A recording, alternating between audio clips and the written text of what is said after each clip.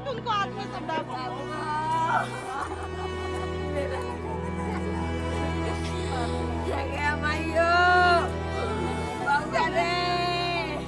कोई भीड़ के पैरों के नीचे कुचल गया, किसी का दम घुट गया, कोई पटरी पर गिर गया, कोई अपनों से ही बिछड़ गया। शनिवार रात नई दिल्ली रेलवे स्टेशन पर एक हादसा हुआ, लेकिन वो अपने पीछे दर्द के ऐसे निशान छोड़ गया जो कभी नहीं भरेंगे। पढ़ाई करने गए थे नीरज बेटा, ओ बेटा ओ बेटा। मेरे पापा है, वो सीरियस है लेकिन डॉक्टर देख नहीं रहे उनको।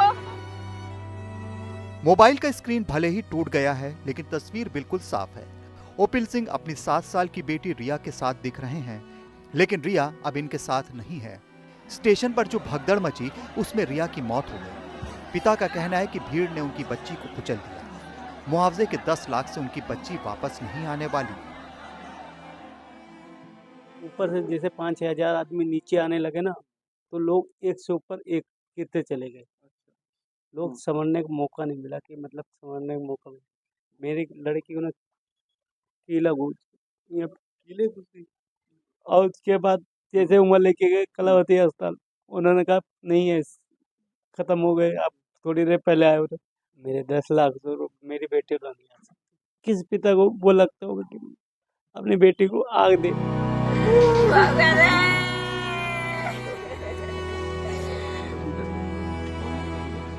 किसी की बेटी नहीं रही तो किसी की मां अब इस दुनिया में नहीं है। पटना के रहने वाले पप्पू गुप्ता की मां को भगदड़ ने छीन लिया।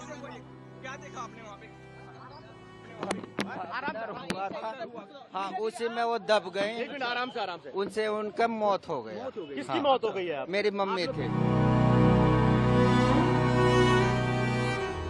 संगम विहार की रहने वाली पिंकी देवी भी अब इस दुनिया में नहीं है। उनके घर में मातम छाया हुआ है। बताया जा रहा है कि भगदड़ मची तो किसी को कुछ नहीं समझ आया। संजय का कहना है कि वो 12 लोग थे जो महाकुंभ जा रहे थे। उनका परिवार फंस गया। आधे घंटे बाद उनकी बहन का शव मिला। धक्का मार दिया, गिर गए हम लोग सब। हम 6 लेडीज थे, मेरी 3 बेटी, हम 2 नंद भौजाई थे सब। मेरे जेठ मेरे नंदोई निकाले खींच के, वरना मैं यहाँ नहीं होती, मैं भी वहीं होती। दबे हुए थे, इनको सबको बहुत मुश्किल से निकाला था, लेकिन मेरी जो बहन थी वो हमें मिली नहीं। उस भीड़ में मिली नहीं। उस भीड़ में नहीं मिली तो हमें आधे घंटे बाद मिली वो, और आधे घंटे बाद हमने उसे देखा तो हम नीचे दोनों हम पकड़ के 3-4 लोग पकड़ के नीचे लाए। फिर उसे हम CPR करीबन 50 मिनट लगातार हम देते रहे। लगातार बहुत कोशिश की, लेकिन कोई प्रशासन नहीं था, कोई कुछ नहीं था। बिहार के शिवहर के शत्रुघ्न दिल्ली के पहाड़गंज में रहते हैं। वो शनिवार रात अपनी बहन को छोड़ने आए थे। वो बताते हैं कि उनकी बहन खो गई। कई घंटे तक तलाश की, लेकिन बहन नहीं मिली।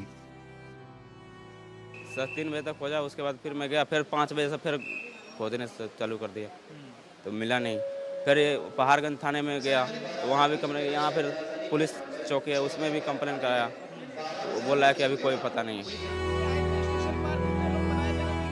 5 महिलाओं का ग्रुप महाकुंभ जाने के लिए निकला था, लेकिन अब किसी का कोई अता पता नहीं। 2 बच्चों को घर छोड़कर भोला सिंह अस्पताल से लेकर मॉर्चरी तक के चक्कर लगा रहे हैं।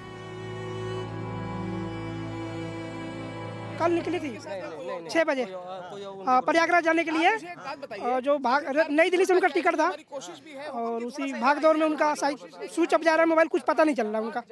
इमरजेंसी में गए तो उसमें भी ढूंढे, उसमें नहीं मिला। फिर इसमें भी गए, इसमें भी नहीं, मना कर रहे हैं। और कितने लोग साथ में गए थे इनके, मीनू जी के? 5-6 लोग थे। 5-6 लोग थे। हाँ। किसी का पता नहीं चल रहा, कोई नंबर नहीं लग रहा है। रेलवे स्टेशन पर जो घायल हुए उन्हें दिल्ली के LNJP अस्पताल में इलाज के लिए भेजा गया। लोगों का कहना है कि उन्हें यह भी पता नहीं चल पा रहा है कि उनके परिजन जीवित भी हैं या नहीं।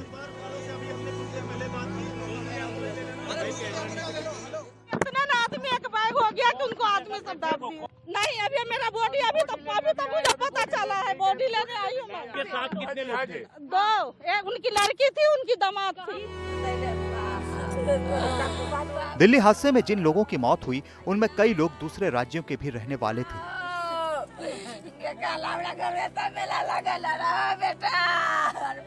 संजीत पासवान का 12 साल का बेटा नीरज कुमार अब इस दुनिया में नहीं है।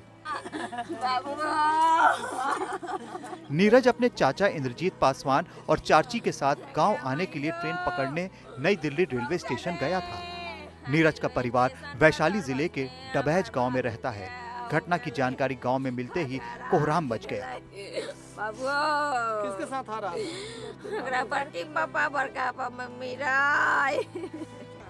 हादसे में समस्तीपुर के 3 लोगों की जान चली गई, जिसमें पति पत्नी और उनकी 15 साल की नातिन सुरुचि थे। मनोज शाह की बेटी सुरुचि अपने नाना नानी के साथ प्रयागराज जाने के लिए नई दिल्ली रेलवे स्टेशन पर थी, लेकिन तीनों अब इस दुनिया में नहीं हैं। गांव में दादा दादी शोक में डूबे हैं।